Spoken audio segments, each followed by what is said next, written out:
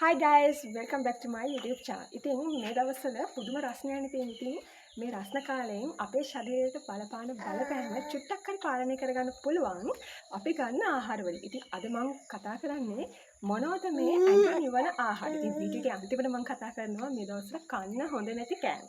එහෙනම් අපි යමු වීඩියෝ එකට. ඉතින් අපි ඉස්සල්ලාම කතා කරමු මුං ඇට ගැන. මාස් මාළු වලින් ලැබෙන ප්‍රෝටීන් වගේම තමයි මුං ඇටවලත් තියෙන ප්‍රෝටීන් ප්‍රභාවය. ඉතින් මේවා තම්බලා පොල් සමග ආහාරයට ගන්න පුළුවන්. එතකොට කිරිබත් ලෙස සාරණවල පවතින තන්තු මගින් ශරීරයේ ජල මට්ටම ඉහළ පවත්වා ගන්න අපිට උදව් වෙනවා. ඉතින් සාරණ වගේම කූර තම්පලා කියන්නේත් හොඳ ඇඟ නිවන ආහාරයක්.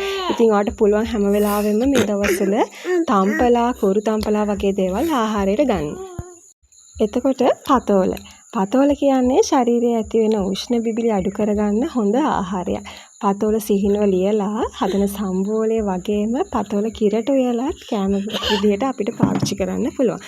ආහාරයට ගන්න පුළුවන්. ඊට පස්සේ වැටකොළු වල තිබෙන තන්තු මලබද්ධයට හොඳ පිළිතුරයි. ඉතින් කිරි දාලා උයලා කන්න පුළුවන් රසට. ඊට පස්සේ කැකිරි. ඉතින් කැකිරි කියන්නේ උෂ්ණ කාලයට සුදුසුම ලේසියෙන්ම හොයාගන්න පුළුවන් ආහාරයක්.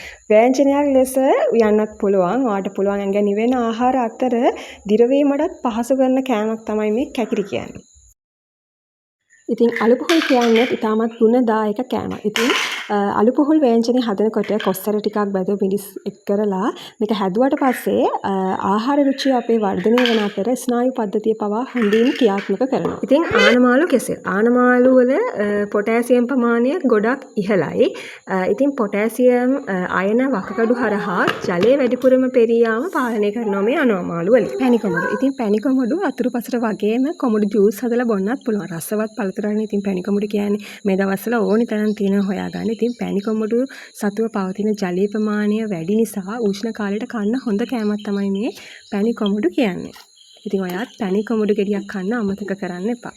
ඊට පස්සේ නෙල්ලි. ඉතින් නෙල්ලි කියන්නේත් ඇඟ සිසිල් වෙන්න බොන්න පුළුවන් පානයක් විදිහට බොන්න පුළුවන් පළතුරක්. ඉතින් අපිට පුළුවන් අයිස් කැට චුට්ටක් එහෙම දාලා නෙල්ලි පානයක් එහෙම හදලා බොන්න. ඉතින් සෙම තියෙන කෙනෙක්ට නම් අයිස් කැට සුදුසු නැහැ. ඉතින් ඔයාලට බෙලි නිකන් කන්නත් පුළුවන්. නැත්නම් ජූස් එකක් වගේ හදලා බොන්නත් පුළුවන්. ඉතින් ඇඟ නිවන ලේ පිරිසිදු කරන බීමක් තමයි මේ බෙලි කියන්නේ.